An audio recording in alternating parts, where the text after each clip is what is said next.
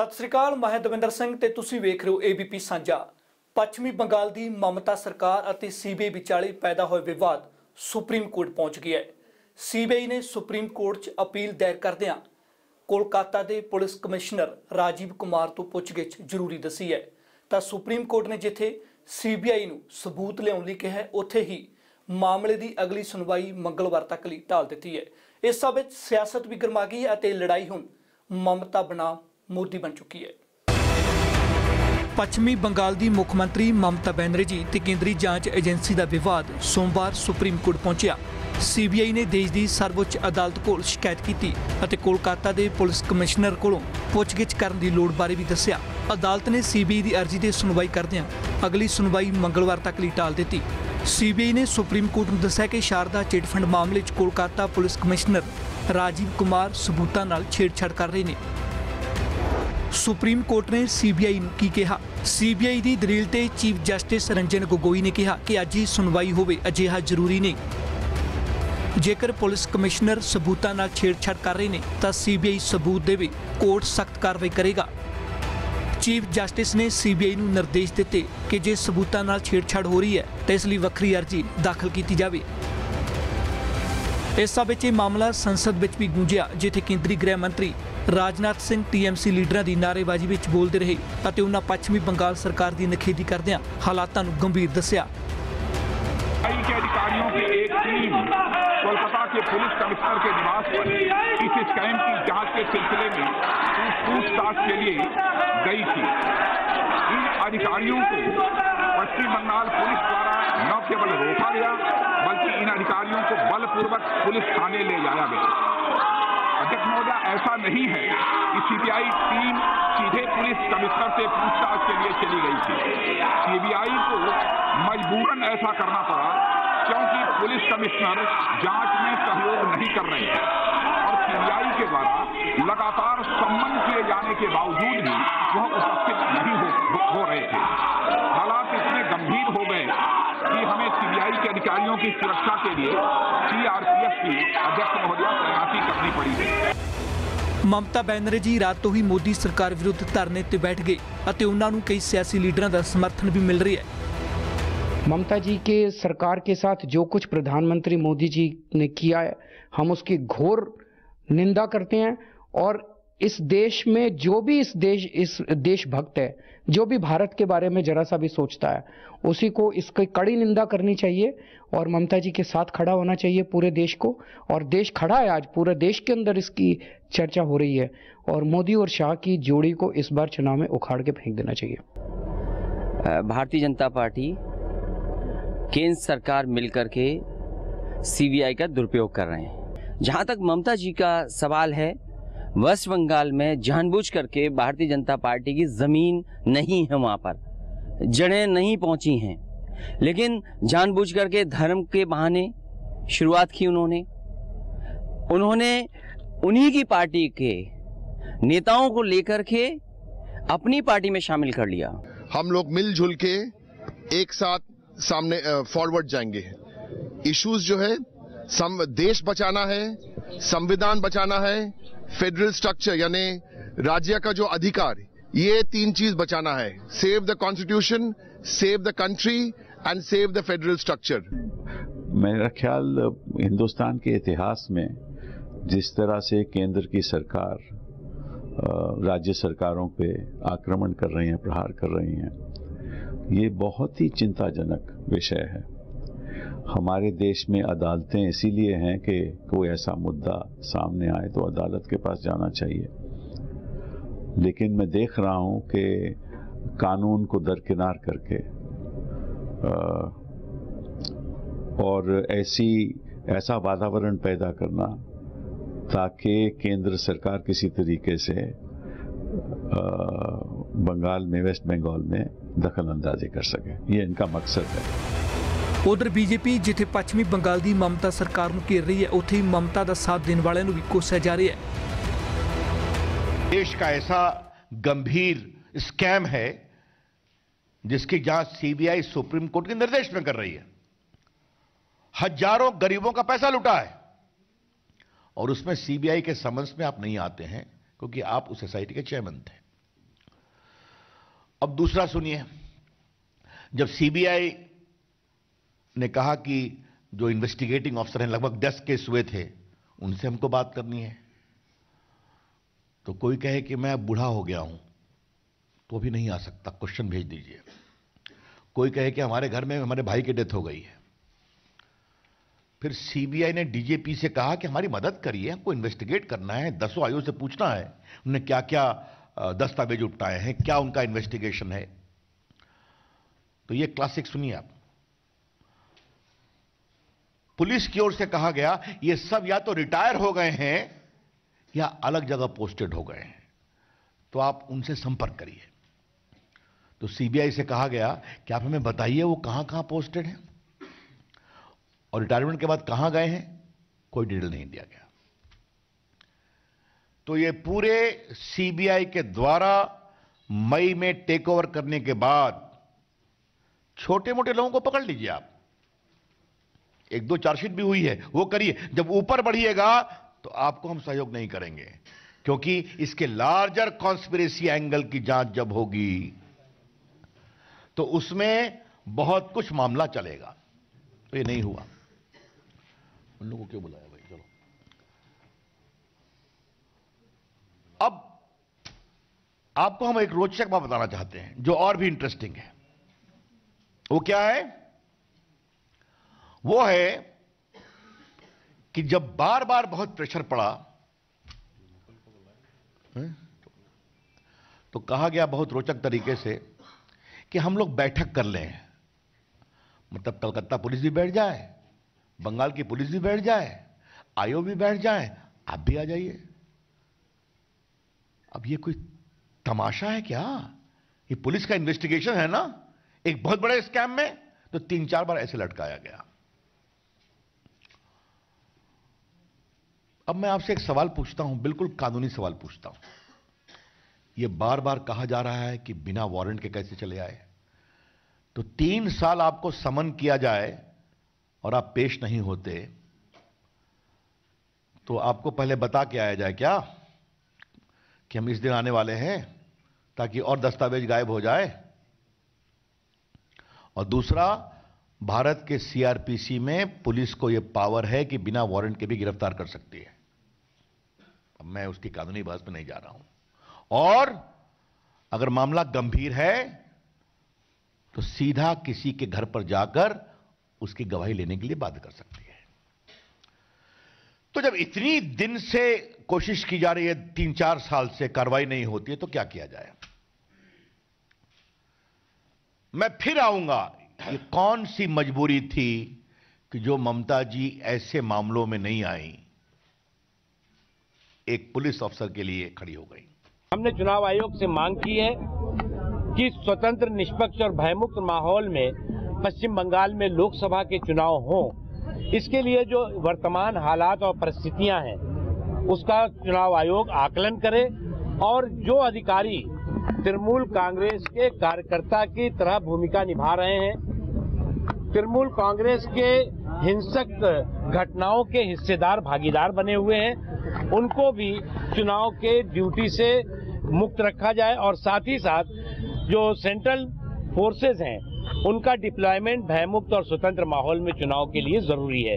कल से कोलकाता में और बंगाल में जो हो रहा है वो अद्भुत है, अभूतपूर्व है, और देश में ऐसा कभी नहीं हुआ कि जांच के लिए आए सीबीआई के अधिकारियों को हिरासत में ले लिया। यह आज तक कभी नहीं हुआ है। यह जांच रुकवाने का प्रयास है। यह लोकतंत्र की हत्या है। हम पूछना चाहते, ममता आखिर किसको बचाना चाहती? धरने पर क्यों बैठी है? पुलिस कमिश्नर को बचाना चाहती या खुद को बचाना चाहती? ਸਾਫ਼ ਹੈ ਇਸ ਮਾਮਲੇ ਤੇ ਮਮਤਾ ਸਰਕਾਰ ਅਤੇ ਕੇਂਦਰ ਦੀ ਮੋਦੀ ਸਰਕਾਰ ਪੂਰੀ ਤਰ੍ਹਾਂ ਮੂੰਹ ਸਾਹਮਣੇ ਹੈ। ਇਸ ਬਹਾਨੇ ਵਿਰੋਧੀ ਧਿਰਾਂ ਜਿੱਥੇ ਲੋਕ ਸਭਾ ਚੋਣਾਂ ਤੋਂ ਪਹਿਲਾਂ ਇਕਜੁੱਟ ਹੋ ਰਹੀਆਂ ਨੇ, ਉੱਥੇ ਉਹ ਸੀਬੀਆਈ ਬਹਾਨੇ ਮੋਦੀ ਸਰਕਾਰ ਨੂੰ ਵੀ ਕੋਸ ਰਹੀਆਂ ਨੇ, ਕਿਉਂਕਿ ਪੱਛਮੀ ਬੰਗਾਲ ਲੋਕ ਸਭਾ ਸੀਟਾਂ ਪੱਖੋਂ ਲੋਕ ਸਭਾ ਚੋਣਾਂ ਲਈ ਕਾਫੀ ਅਹਿਮ ਹੈ। ਹੁਣ ਇਹ ਲੜਾਈ ਕਿੱਥੇ ਜਾ ਕੇ ਖਤਮ ਹੁੰਦੀ ਹੈ ਅਤੇ ਸੁਪਰੀਮ ਕੋਰਟ ਇਸ ਵਿੱਚ ਕੀ ਭੂਮਿਕਾ ਨਿਭਾਉਂਦਾ ਹੈ, ਇਹ ਵੇਖਣਾ ਹੋਵੇਗਾ। ਹਾਲਾਂਕਿ ਇੱਕ ਗੱਲ ਸਾਫ਼ ਹੈ ਕਿ ਪੱਛਮੀ ਬੰਗਾਲ ਤੇ CBI ਦੀ ਐਂਟਰੀ ਨੇ ਮਹਾਗਠਜੋੜ ਨੂੰ ਜ਼ਰੂਰ ਤਾਕਤ ਬਖਸ਼ੀ ਹੈ। ਫਿਲਹਾਲ ਹੁਣ ਸਮਾਂ ਇੱਕ ਬ੍ਰੇਕ ਦਾ, ਤੇ ਬ੍ਰੇਕ ਤੋਂ ਬਾਅਦ ਮੁੜ ਹੁੰਦੇ ਹਾਂ ਜਲਦ ਹਾਜ਼ਰ।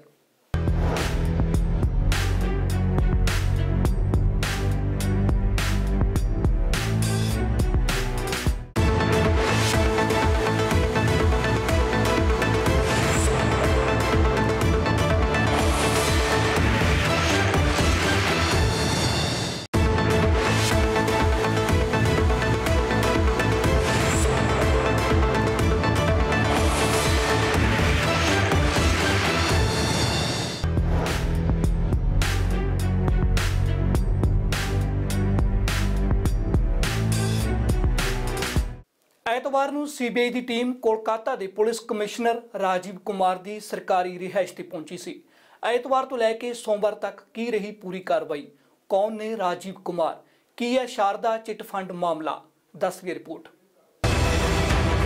ਮੁੱਖ ਮੰਤਰੀ ਮਮਤਾ ਬੈਨਰਜੀ ਰਾਜੀਵ ਕੁਮਾਰ ਦੇ ਘਰ ਪਹੁੰਚੇ ਅਤੇ ਇਸ ਨੂੰ ਕੇਂਦਰ ਸਰਕਾਰ ਦਾ ਸੂਬੇ ਤੇ ਹਮਲਾ ਦੱਸਿਆ। ਐਤਵਾਰ ਨੂੰ ਪੱਛਮੀ ਬੰਗਾਲ 'ਚ ਕੋਲਕਾਤਾ ਪੁਲਿਸ ਅਤੇ CBI ਵਿਚਾਲੇ ਤਕਰਾਰ ਦਾ ਬੇਹੱਦ ਨਾਟਕੀ ਅੰਦਾਜ਼ ਵੇਖਣ ਨੂੰ ਮਿਲਿਆ। ਪੱਛਮੀ ਬੰਗਾਲ ਦੀ ਮੁੱਖ ਮੰਤਰੀ ਮਮਤਾ ਬੈਨਰਜੀ ਨੇ ਕੇਂਦਰ ਸਰਕਾਰ ਤੇ ਸਿਆਸੀ ਬਦਲੇ ਦੀ ਭਾਵਨਾ ਨਾਲ ਕੰਮ ਕਰਨ ਦਾ ਇਲਜ਼ਾਮ ਲਗਾਇਆ ਅਤੇ ਐਤਵਾਰ ਨੂੰ ਦੇਰ ਰਾਤ ਤੋਂ ਹੀ ਧਰਨੇ ਤੇ ਬੈਠ ਗਏ।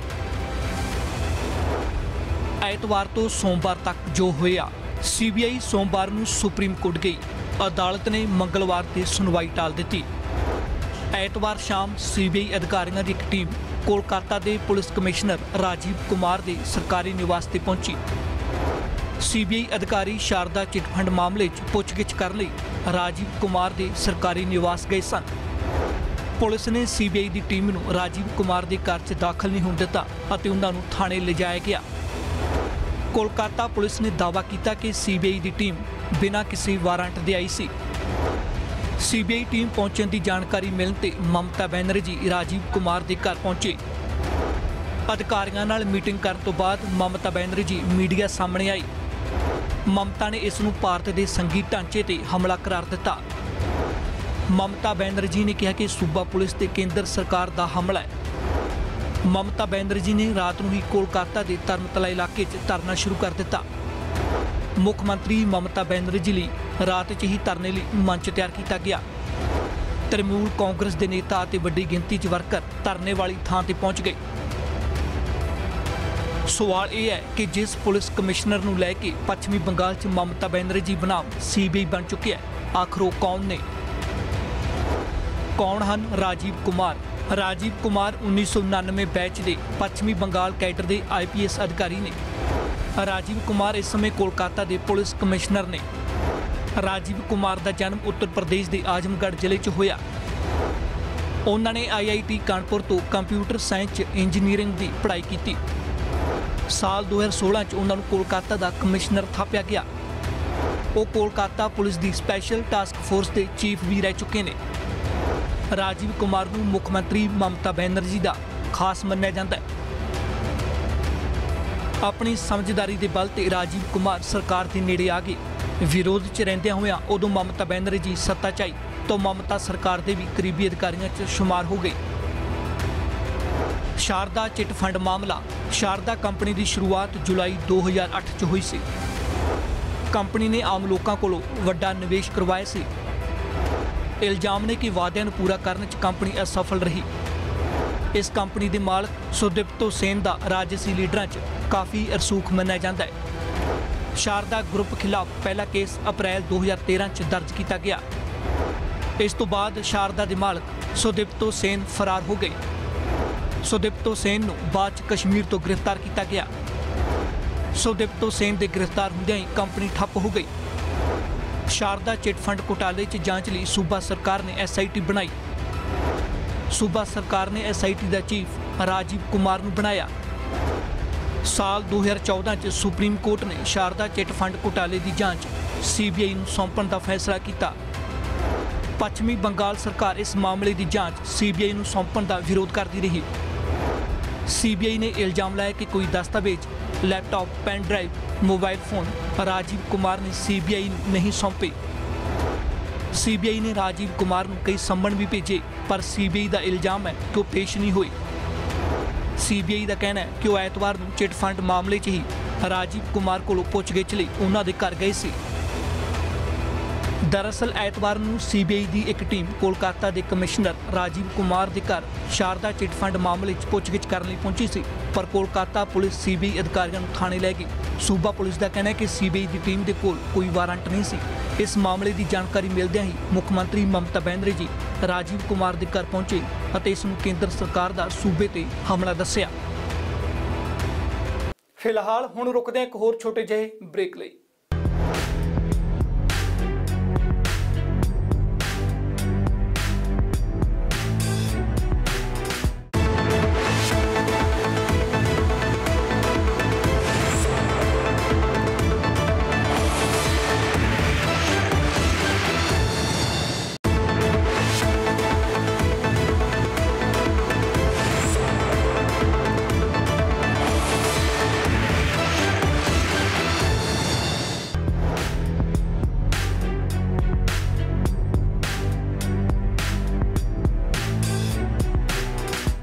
सीबीआई बहाने अजिहा नहीं मोदी ममता पहली बार आमो सामने होए हुण।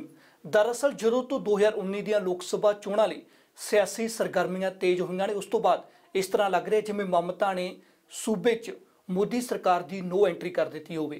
अजिहे 'ਚ पश्चिमी बंगाल ਦੀਆਂ लोक सभा सीटां भी काफ़ी अहम ने। 2019 ਦੀਆਂ लोक सभा चोणां नेड़े ने अजिहे 'ਚ पश्चिमी बंगाल लोक सभा सीटां के नज़रिए तो काफ़ी अहम है। लोक सभा सीटां पक्षों पश्चिमी बंगाल की अहमियत। पश्चिमी बंगाल दीयां लोक सभा सीटां 42 ने। 2014 दीयां लोक सभा चोणां च AITC ने शानदार प्रदर्शन किया सी। 2014 च AITC नूं 42 चों 34 सीटां मिलियां सन। कांग्रेस नूं 4, BJP नूं 2 ਅਤੇ CPM नूं भी 2 सीटां ही मिलियां सन। 2014 ਦੀਆਂ लोक सभा चोणां ਦੇ नतीजे दसदे ने कि ममता बनर्जी पश्चिमी बंगाल 'ਚ BJP ਦੇ पैर नहीं लगन दे रही। पर हुण 2019 ਦੀਆਂ लोक सभा चोणां ਦਾ ਸਮਾਂ जिन्हां 'ਚ कुछ ही महीने बाकी ने जिथे मोदी सरकार पश्चिमी बंगाल 'ਚ पैर जमाउण की कोशिश कर रही है उत्थे ममता बनर्जी भी BJP ते हावी है। पिछले दिनां 'ਚ कुछ घटनावां वापरियां सन जिन्हां 'ਚ मोदी ममता आमो सामने रहे। कदों होए ममता मोदी आमो सामने। उत्तर प्रदेश के मुख्यमंत्री योगी आदित्यनाथ के हैलीकॉप्टर नूं पश्चिमी बंगाल च उतरन की आग्या नहीं दी गई। योगी आदित्यनाथ ने पश्चिमी बंगाल च ऐतवार रैली करनी सी पर हैलीकॉप्टर के उतरन की आग्या न मिलने कारण योगी आदित्यनाथ ने लखनऊ तो ही फोन राही रैली नूं संबोधन किया। जनतंत्र बचाओ सभा में आप सबके इस आंदोलन में सहभागी बनना था, लेकिन बंगाल की सुश्री ममता बनर्जी की TMC की सरकार ने अपनी अलोकतांत्रिक संविधान विरोधी गतिविधियों को प्रभावी करते हुए मुझे वहां आने से रोका है। शनिवार नूं प्रधानमंत्री नरेंद्र मोदी ने पश्चिमी बंगाल के दुर्गापुर च रैली की सी। प्रधानमंत्री की इस बंगाल रैली दौरान भगदड़ मच गई जिस कारण दोवें धिरां फिर आमो सामने हो गईयां। इस तो पहला रैली लिए लाए गए प्रधानमंत्री नरेंद्र मोदी के पोस्टरां ते काल खमल दी गई सी। आप शांति रखिए, अब मैदान छोटा पड़ गया है, आप जहां हैं वहीं खड़े रहिए। मैं आपके प्यार के लिए, आपके उत्साह और उमंग के लिए मैं हृदय से आपका बहुत आभारी हूं। भारत माता की, भारत माता की। बीजेपी के कौमी प्रधान अमित शाह का जहाज भी पश्चिमी बंगाल च उतरन न दिता गया। ममता सरकार ने कहा कि हैलीपैड वाली थां ते काम चल रही है और उत्थे पए सामान नूं नहीं हटाया जा सकता। ही निंदनीय विषय है कि कल अमित शाह जी स्वस्थ होकर मालदा बंगाल में अपनी रैली करने वाले थे और वहां उनके हेलीकॉप्टर को लैंड करने से मना कर दिया गया। कारण ये दिया गया कि वहां पर हेलीपैड के पास में कंस्ट्रक्शन हो रहा है तो बहुत कुछ कंस्ट्रक्शन का सामान है। ये सफेद झूठ है कई चैनल के लोग वहां पर गए और उन्हें साफ दिखाया है कि ये हेलीपैड बिल्कुल ठीक ठाक है। उस हेलीपैड पर ममता जी का हेलीकॉप्टर उतरता है। ਇਸ ਤੋਂ ਪਹਿਲਾਂ ਬੀਜੇਪੀ ਨੇ ਪੱਛਮੀ ਬੰਗਾਲ 'ਚ ਰੱਥ ਯਾਤਰਾ ਕੱਢਣੀ ਸੀ, ਪਰ ਮਮਤਾ ਸਰਕਾਰ ਨੇ ਰੱਥ ਯਾਤਰਾ ਦੀ ਆਗਿਆ ਨਾ ਦਿੱਤੀ। ਪੱਛਮੀ ਬੰਗਾਲ ਸਰਕਾਰ ਨੇ ਇਲਜ਼ਾਮ ਲਾਇਆ ਕਿ ਬੀਜੇਪੀ ਦੰਗਾ ਫਸਾਦ ਕਰਵਾਉਣ ਲਈ ਰੱਥ ਯਾਤਰਾ ਕੱਢ ਰਹੀ ਹੈ। ਇਸ ਤੋਂ ਬਾਅਦ ਬੀਜੇਪੀ ਕੋਲਕਾਤਾ ਹਾਈ ਕੋਰਟ ਗਈ ਸੀ। ਸਿੰਗਲ ਬੈਂਚ ਨੇ ਰੱਥ ਯਾਤਰਾ ਦੀ ਆਗਿਆ ਦੇ ਦਿੱਤੀ। ਪਰ ਇਸ ਸਭ ਵਿੱਚ ਕੋਲਕਾਤਾ ਹਾਈ ਕੋਰਟ ਦੇ ਡਬਲ ਬੈਂਚ ਨੇ ਰੱਥ ਯਾਤਰਾ ਤੇ ਰੋਕ ਲਾ ਦਿੱਤੀ ਸੀ, ਜਿਸ ਤੋਂ ਬਾਅਦ ਬੀਜੇਪੀ ਸੁਪਰੀਮ ਕੋਰਟ ਗਈ, ਪਰ ਉੱਥੇ ਵੀ ਬੀਜੇਪੀ ਨੂੰ ਰਾਹਤ ਨਾ ਮਿਲੀ। तमाम ये सारे वो पहलू ने जिन्हां ते मोदी सरकार और पश्चिमी बंगाल की ममता बनर्जी सरकार आमो सामने है। साफ है ममता ते मोदी विचली अग काफ़ी समय तो सुलग रही सी, जिस ते CBI की कार्रवाई ने अग ते घ्यो वाला काम कर दिता है। फिलहाल इन्हां ही देश दुनिया दी तमाम खबरां वेखण लई तुसीं वेखदे रहो ABP साझा।